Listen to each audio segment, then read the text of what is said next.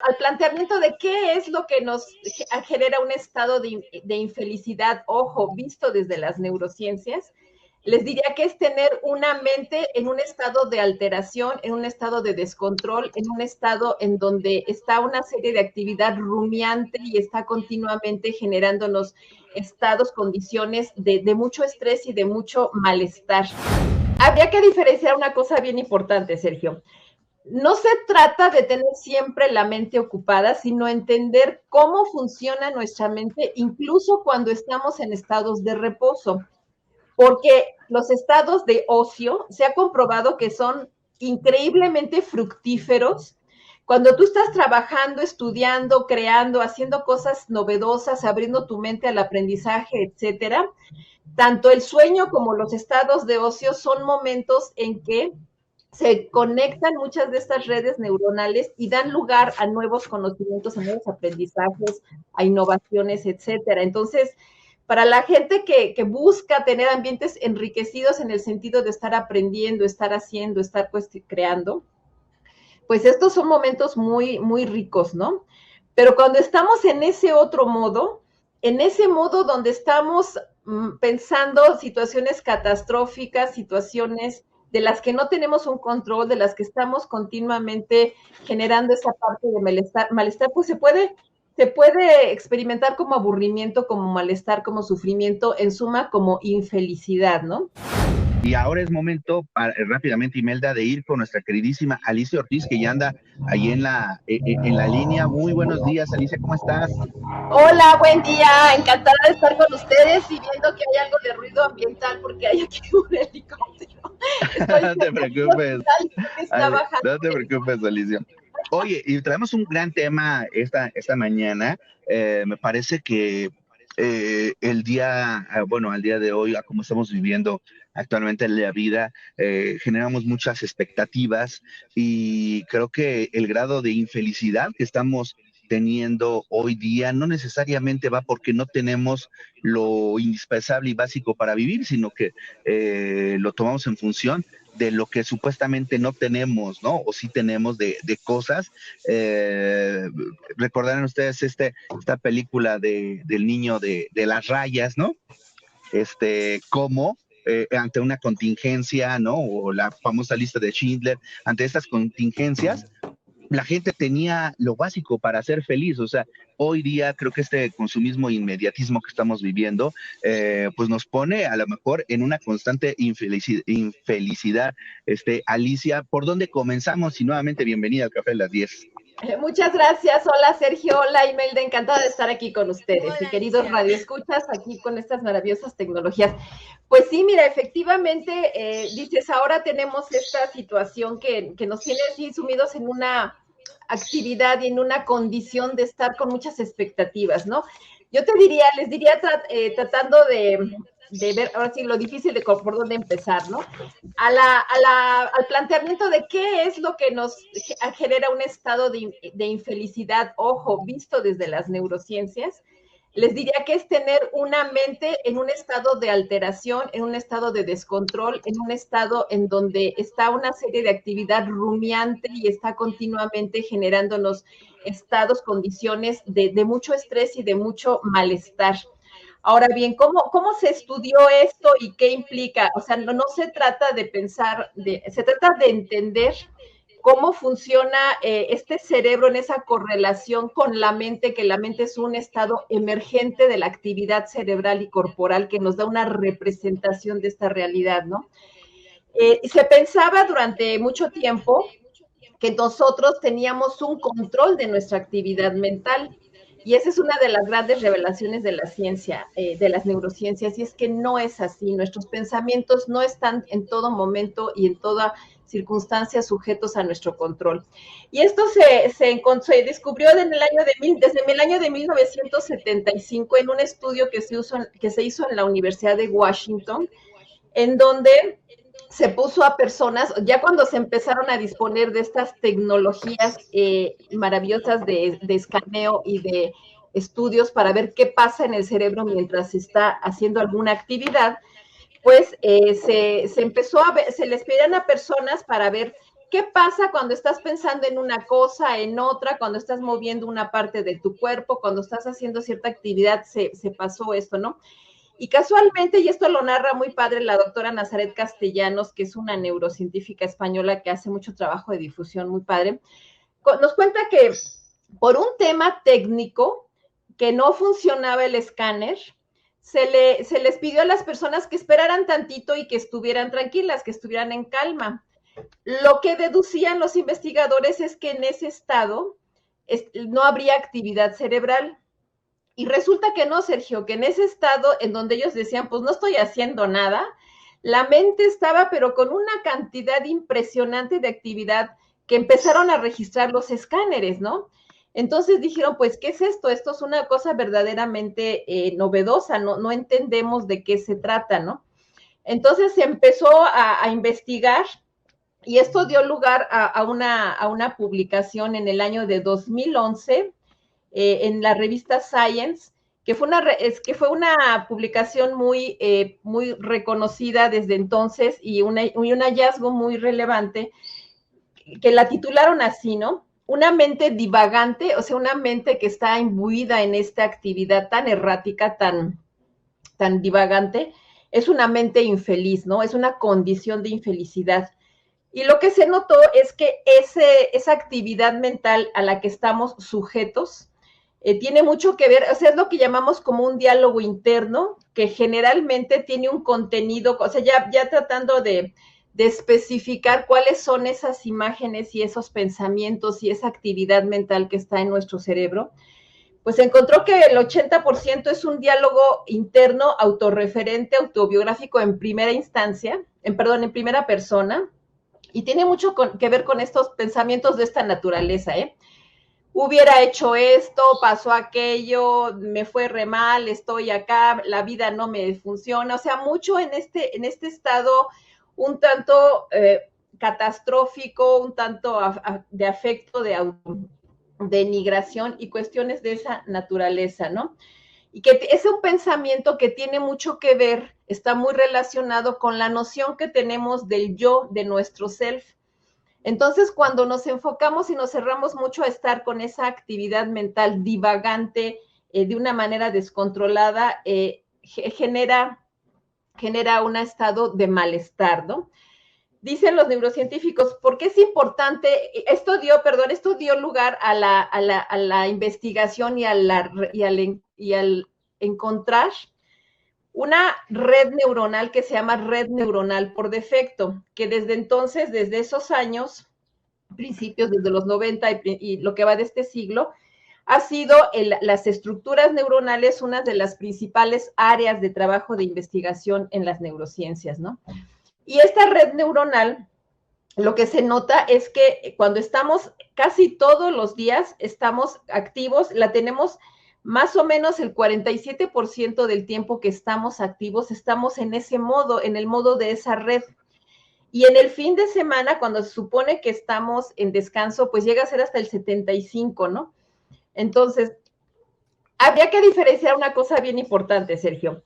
No se trata de tener siempre la mente ocupada, sino entender cómo funciona nuestra mente, incluso cuando estamos en estados de reposo.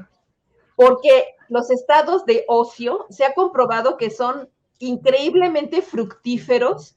Cuando tú estás trabajando, estudiando, creando, haciendo cosas novedosas, abriendo tu mente al aprendizaje, etcétera, tanto el sueño como los estados de ocio son momentos en que se conectan muchas de estas redes neuronales y dan lugar a nuevos conocimientos, a nuevos aprendizajes, a innovaciones, etcétera. Entonces, para la gente que busca tener ambientes enriquecidos en el sentido de estar aprendiendo, estar haciendo, estar creando, pues estos son momentos muy, muy ricos, ¿no? Pero cuando estamos en ese otro modo, en ese modo donde estamos pensando situaciones catastróficas, situaciones de las que no tenemos un control, de las que estamos continuamente generando esa parte de malestar, pues se puede experimentar como aburrimiento, como malestar, como sufrimiento, en suma como infelicidad, ¿no?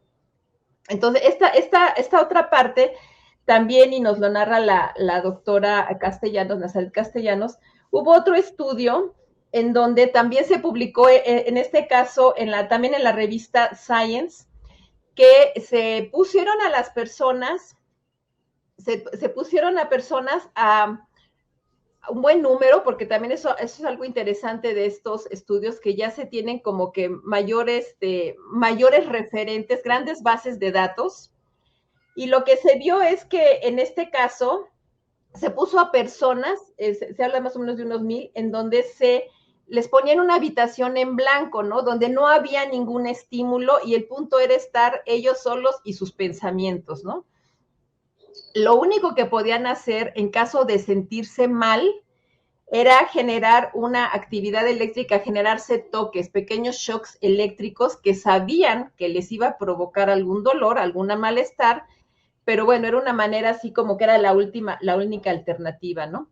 Bueno, pues se encontró con que el 67% de las personas que participaron en este estudio prefirieron los shocks a estar largos periodos con la mente, con esta actividad mental que llegaba a ser bastante perturbadora, con malestar y dolor, ¿no? Entonces, bueno, como les decía, Imelda, en este caso, pues empezaron ya a estudiar, o se han ido estudiando con mucho mayor detalle, se han ido segmentando, y en particular esta red llamada neuronal por defecto, por default también le llaman, digamos, es una actividad basal, así como tenemos actividad basal en todo nuestro organismo, es en el caso del cerebro y en el correlato con la mente, ese es el modo en el que estamos funcionando. Y si tenemos y estamos invadidos por pensamientos del pasado, del futuro, imaginería, el hubiera, el esto, el otro, de una manera, reitero, que nos altera, que nos genera un estado de malestar, pues es una situación en la que hoy por hoy la neurociencia identifica que es una de las principales fuentes de malestar y de infelicidad. Y ahí es donde aprovecharía para comentar, porque de ahí se deriva, y de ahí es donde entran prácticas como el mindfulness, que también se le identifica como meditación. Ahí es donde entra el campo de la neurociencia, porque se vio que cuando se hacía esa actividad de introspección, de observación de los propios estados mentales, esa red, la actividad de esa red empezó a bajarse. Nada más como un dato para ilustrar lo intensa que es la actividad de esa red y lo inconsciente, lo automática, es que se ha registrado su actividad incluso en personas que están en estado de coma. Y eso, bueno, nos indica de que nuestro cerebro tiene una vida íntima, tiene una vida privada, tiene una propia actividad, no todo está sujeto al control racional. Y lo importante en este caso, pues, sería aprender a manejar y a lidiar con esos estados mentales de tal forma que podamos evitar que se conviertan en estados anímicos depresivos, de enojo, de sufrimiento, de malestar, en suma, de infelicidad. ¿Cómo ves, Imelda? Ya se nos fue Sergio por ahí, ¿verdad?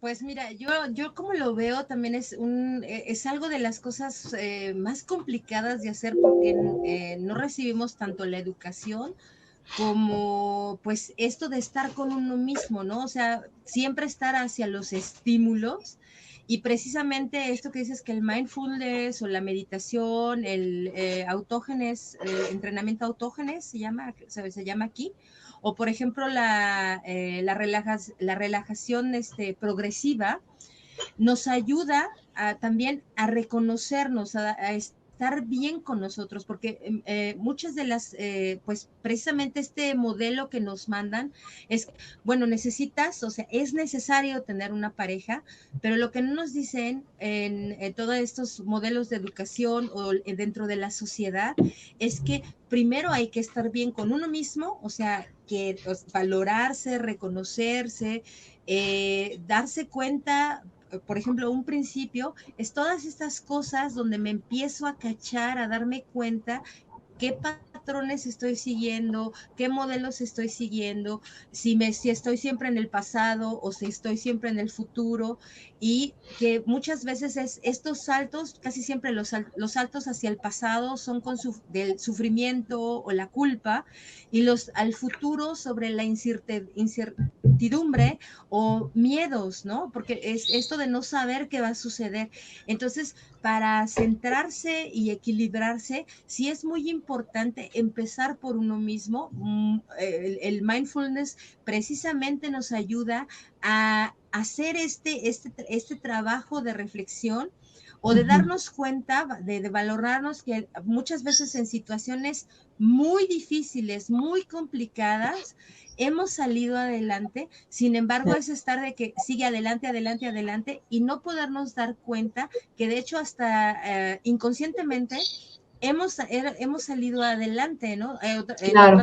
En otros momentos hemos también tenido errores, pero no ver a los errores como un fracaso, sino a los errores como una enseñanza que nos puede mostrar que en el parte del proceso de la situación que estoy viviendo, qué es lo que que no estoy haciendo de la manera que pertenece al proceso, y por eso tengo el resultado que tengo, ¿no?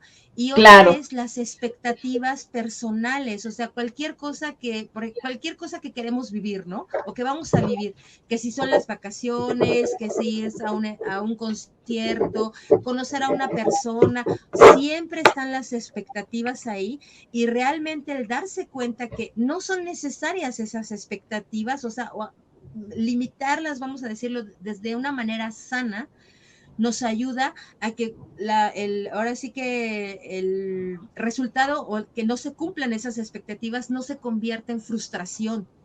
Entonces, Claro. eso es algo muy, muy bueno, empezar a dar esos pasos. Claro.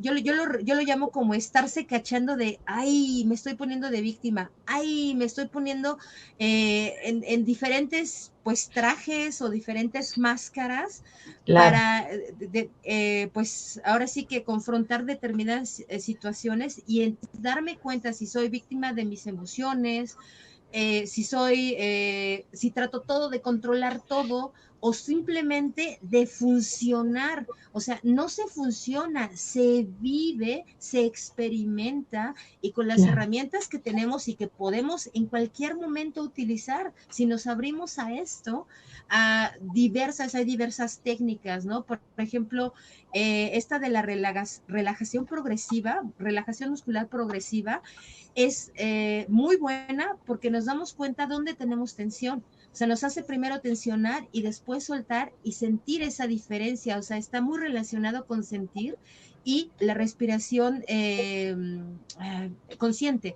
Entonces, esos son buenos ejercicios para empezar, porque bueno, pues si por ejemplo, ponerse a meditar, hay personas que les cuesta trabajo visualizar, están todos estos pensamientos que constantemente están ahí, o sea, yo le digo la changa del penthouse, que está ahí moviéndose todo el tiempo, nos está haciendo o fiesta, o nos está haciendo drama. Entonces, el darnos cuenta de que, a ver, changa del penthouse, tranquilízate, o sea, ya te vi, ya te caché, entonces ahorita en este momento te pongo pausa y me estoy viendo yo.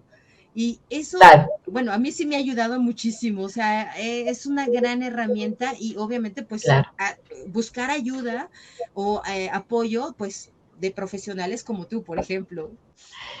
Sí, Melda, muchísimas gracias. Mira, eso que dices es bien, bien, bien cierto y bien consistente con lo que estamos planteando, ¿no? Esta idea de conocerte, de primero, de estar bien contigo, no diría o no podría, o sea, el tema de lo primero, lo después, creo que hay una etapa de nuestra vida en que tenemos mejores herramientas para ese autoconocimiento, y pues es cuando estamos hablando de un proceso ya de mayor maduración a nivel de nuestras estructuras cerebrales y de nuestras propias personas, ¿no?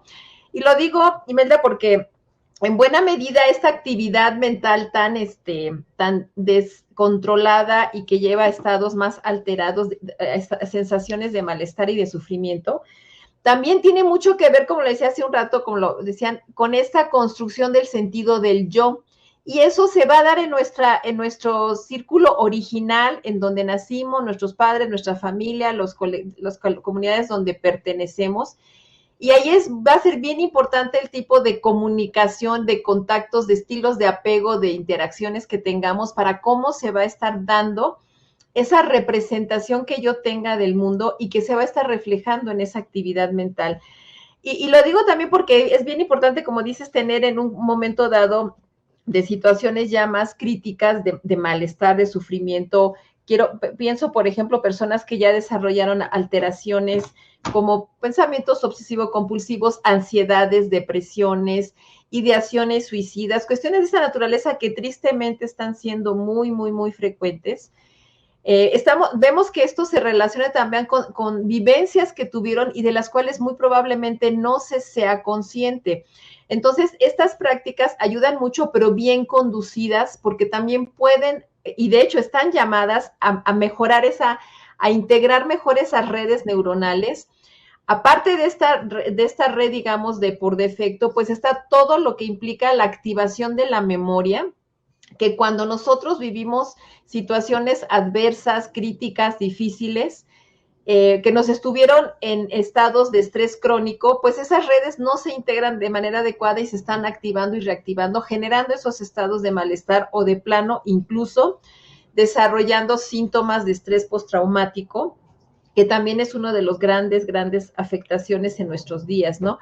Y tener ese tipo de actividad mental donde recuerdo cosas de manera descontextualizada, donde no puedo concentrar mi atención en cosas que me interesan, donde continuamente la mente me está divagando, me está llevando para aquí y para allá, pues genera un estado de malestar. Como tú dices, la changuita del penthouse, es bien, me gustó mucho la expresión porque también remite a algo y por eso la conexión entre temas de meditación y neurociencias o mindfulness, porque es algo que desde las tradiciones orientales ya se sabía desde hace miles de años, le llamaban precisamente la mente de mono, ¿no? Que andan brincando de un lado para otro.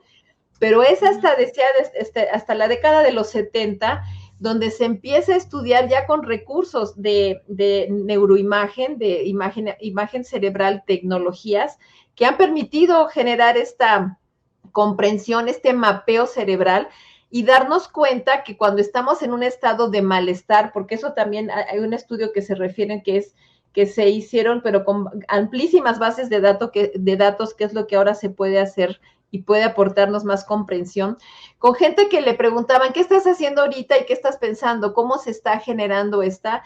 Y se veía que en donde había una correlación entre la mayor activación de ese estado de divagación, de estar en todas partes y no estar en lo que se está de manera presente, el famoso aquí y ahora, y una sensación, no nada más una sensación percibida de malestar, sino un seguimiento en donde se veía que la gente realmente estaba desarrollando estados de malestar, incluso a nivel emocional, físico y mental, por supuesto, Imelda. Sí, pues es precisamente, o sea, lo digo yo por experiencia, yo tuve un diagnóstico de estrés postraumático. Ajá. Entonces, precisamente por eso lo digo, porque estos pensamientos constantes que estamos teniendo todo el tiempo, todas estas preocupaciones, o más estar hacia el afuera, o sea, lo que pasa afuera o lo que hay que hacer, etcétera, no nos permite simplemente, por ejemplo, disfrutar algo tan sencillo como es estar en la regadera, bañarse, limpiarse. Es algo que no nos permite este tipo de pensamientos, porque mientras me estoy bañando, por ejemplo, estoy pensando de que, ay, tengo que pagar el agua, tengo que pagar la luz, tengo que llevar a los niños aquí, o hay que hacer esto, hay que hacer aquello, y simplemente no me doy el tiempo para mí. Aunque sean 10 minutos, me estoy dando 10 minutos donde lo disfruto, o sea, digo, todos esos pensamientos para afuera, y ahorita, aquí y ahora, me estoy bañando, estoy limpiando mi cuerpo, me estoy energetizando, por decirlo así, me siento muchísimo mejor, me estoy refrescando, si hace, por ejemplo, mucho calor, todos los beneficios que tiene, o sea, es más, lo puedo visualizar que todos esos pensamientos que tengo en el momento en que me cae el agua, todos esos pensamientos se van los limpio con el shampoo y se van por el caño, ¿no? Entonces, Claro. eso nos puede ayudar también a tener esos momentos con nosotros mismos. Y son cosas sencillas, o sea, no me tengo que poner ¿cómo se llama? Cojincito para meditar en flor de loto, y si a lo mejor soy, pues no tengo mucha flexibilidad, me duele la espalda, y entonces empiezo a pensar que no tengo la posición correcta, todo eso, otra vez la changa del penthouse nos empieza a estar ahí, ¿no? Sí, puedo buscar en el día a día. Y me nos está diciendo que nos quedan 2 minutos con Alicia. Por favor, Alicia, danos 2 recomendaciones finales para pues identificar este tema de qué es lo que podemos identificar en nosotros mismos, si algo no está checando bien, y después ir, obviamente, con el profesional de la salud. Claro, mira, si hay una cosa, y aprovechando que estamos en este formato, porque nunca lo he llevado al estudio, pero mira, yo les digo a mis pacientes, cuando tú estás en este estado de alteración, ¿sabes cómo está tu mente? Está como esta bolita, si se fijan, ¿no? Y cuando tú empiezas a hacer los ejercicios de mindfulness, todas esas nubecitas, todo eso que está ahí alterando, se empieza a asentar, y ya podemos ver más claramente lo que hay allá adentro, y cuando tenemos mejor esa información, podemos tomar mejores decisiones, podemos entender mejor las cosas. Los estados de infelicidad tienen que ver con tener la mente así, mira, toda llena de pensamientos, de actividad, de ruido mental, porque ni siquiera, digo, la palabra pensamiento, pensar es una gran actividad mental, pero en este caso son como ruido, porque el cerebro produce esos pensamientos, se calcula que hasta 90,000 al día, y nosotros podemos hacer cosas para generar esta calma, asentar esa actividad. De eso va las terapias orientadas por mindfulness, lo que decías, Imelda, de los estados de relajación, yoga, etcétera, que ayudan muchísimo a reconstituir esta circuitería cerebral que cuando está alterada, pues nos trae con mucho malestar. Y pues muchas gracias, yo lo dejaría ahí porque ya entendí que ya estamos cerrando. Muchas gracias. Pero muy buen tema. Se va el tiempo, ¿verdad? Pues muchas gracias. Yo les invito también a compartir nuestros contenidos en redes. A mí me ubican en @mfcp Alicia Ortiz, también en todas las redes, y en el Facebook Mindfulness, Educación y Psicoterapia. Y también en el WhatsApp, si gustan consulta directa, es el 55 16 87 81 71. Sergio, Imelda, queridos radioescuchas, muchísimas gracias. Siempre un gran placer estar con ustedes. El gusto, como siempre, es nuestro, mi querida Alicia. Así que te mando un fuerte abrazo a la distancia y nos saludamos la próxima semana. Cuídense mucho. Nos vemos. Muchas gracias. Chao, hasta pronto. Bye. Mindfulness es una práctica que nos ayuda a controlar situaciones de ansiedad, depresión, a aliviar los malestares que provocan y condiciones derivadas del estrés crónico, postraumático, entre otras situaciones que afectan nuestra calidad de vida, nuestra salud física y mental. Mi nombre es Alicia Ortiz, soy psicoterapeuta, especialista en mindfulness, y los invito a conocer más de estos temas y temas que nos ayudan a mejorar nuestras condiciones de vida en su programa El Café de las 10. A mí me encuentran en el segmento de los miércoles de 11:30 a 12 aquí en ADR Networks. Muchas gracias por su atención, aquí los esperamos.